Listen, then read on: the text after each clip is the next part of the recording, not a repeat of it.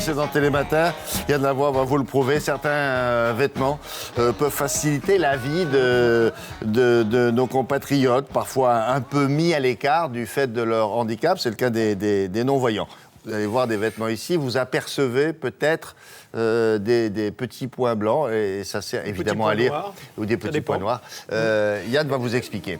L'idée de la créatrice, au début, c'est effectivement de se dire pourquoi mettre des gens sur le côté lorsqu'ils achètent leurs vêtements, qu'ils ne peuvent pas voir la couleur, qu'ils ne savent pas forcément la taille, comment aller chiner. C'est difficile. Elle a pensé d'abord à des étiquettes que vous voyez ici, où là, c'est simplement l'alphabet braille que vous voyez.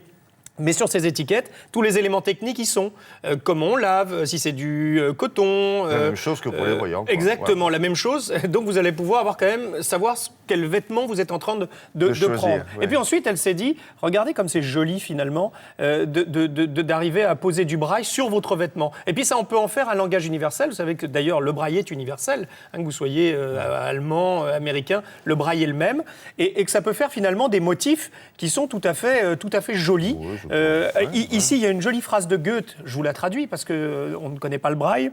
Quoi que tu rêves d'entreprendre, commence-le. L'audace a du génie, du pouvoir, de la magie. C'est signé Goethe. Voilà tout ce qui est écrit ici en braille. Il y a parfois des formules comme ça sur des t-shirts et les non-voyants ne le savent pas. Bon, alors ça leur permettra de lire aussi ce qui figure sur certains t-shirts. Et l'idée aussi, et vous allez le découvrir avec cette créatrice, c'est d'essayer vraiment de taper dans l'universalité, d'essayer de rapprocher les uns et les autres avec un vêtement qui parlerait à tous.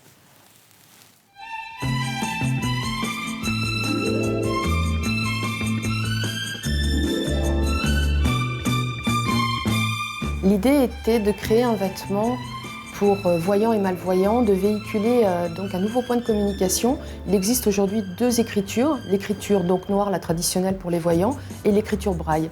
Mon idée, c'était de créer une synergie, de se dire, voilà, quand tu t'habilles le matin, tu peux tout simplement porter, toi en tant que voyant, un vêtement qui lui donnera une liberté et un confort aux non ou malvoyants. L'éthique, c'était d'avoir une technique, une qualité, et de respecter en même temps l'éthique sur le vêtement. Donc il y avait une trame et c'est vrai que je suis allée voir des associations qui m'ont dit l'idée est excellente. Il existe aujourd'hui en France 1 700 000 personnes concernées par cette problématique, mais vous aurez à respecter la trame du braille donc au niveau du tactile.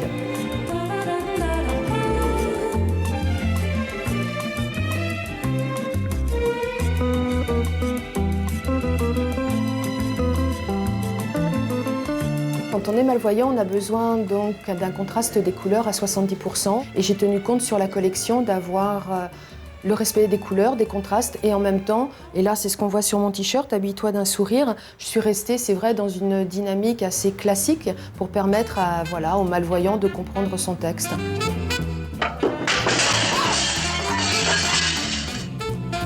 L'année prochaine, c'est l'anniversaire de Louis Braille. Il avait 15 ans quand il a conçu ce concept.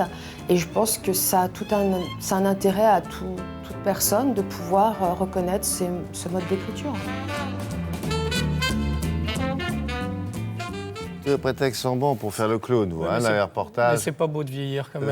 Je viens de me voir, c'est pas joli. Et puis vous avez détourné le sens, n'est-ce pas, premier de ce vêtement. Non, pas du tout. 1 700 000, c'est ce que disait Marie, de personnes non-voyantes ou malvoyantes. Et effectivement, il y aura l'anniversaire du bicentenaire de Louis Braille qui aura lieu toute l'année prochaine.